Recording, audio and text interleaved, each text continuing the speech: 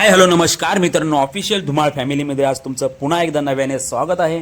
आणि आजचा व्लॉग फार महत्त्वाचा आहे. आजची अपडेट तितकीच महत्त्वाची आहे, कारण की तुम्ही बघू शकता की तळोजा फेज 1 आणि फेज 2 मध्ये गुन्हेगारीचं प्रमाण हे दिवसेंदिवस वाढत आहे. त्याचबरोबर कायदा व सुव्यवस्था हा अतिशय कोलमडलेल्या अवस्थेत आपल्याला पाहायला मिळतो आहे. त्यामुळे इथे कुठेतरी तळोजा फेज 2 मधील सामाजिक कार्यकर्ते असो, नगरसेवक असो, यांनी सिडकोला वारंवार पत्रव्यवहार करून सांगितलं की तळोजा फेज 2 मध्ये गुन्हेगारीचं प्रमाण वाढत आहे, त्यामुळे इथे कुठेतरी आम्हाला पोलीस चौकी द्या म्हणून. परंतु मित्रांनो, आपल्याला त्या चौकीचं चौकीची जी मागणी होती ती पूर्ण सिडकोने केलेली आहे. परंतु ती चौकी आपल्याला सिडकोने आपल्याला मिठाच्या समोर फेज 1चा जो ब्रिज स्टार्ट होतो, जो फेज 2ला कनेक्ट आहे, तिथेच आपल्याला ती जागा दिलेली आहे.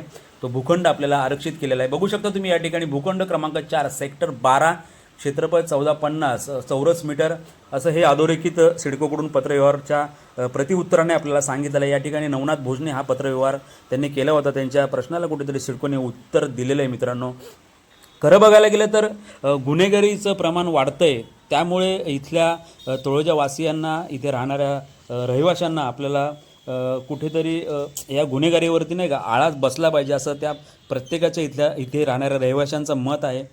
कुठेही इथे आपल्याला महिला सुरक्षित दिसत नाही आहे, लहान मुलं सुरक्षित दिसत नाही आहे. वारंवार आपल्याला काही गोष्टी आपल्या कानावरती सतत येत राहतात आणि ह्या आपल्या परिवारासाठी ह्या खूप घातक आहेत मित्रांनो. त्यामुळे केलेली मागणं आणि सिडकोने केलेला आपल्याला प्रतिउत्तरामध्ये एक निर्णय हा आपल्या सगळ्यांसाठी फार महत्त्वाचा आहे.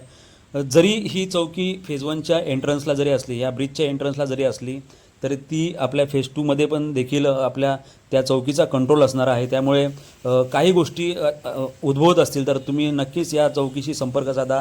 लवकरच ही चौकी आपल्याला या ठिकाणी उभारताना दिसणार आहे मित्रांनो.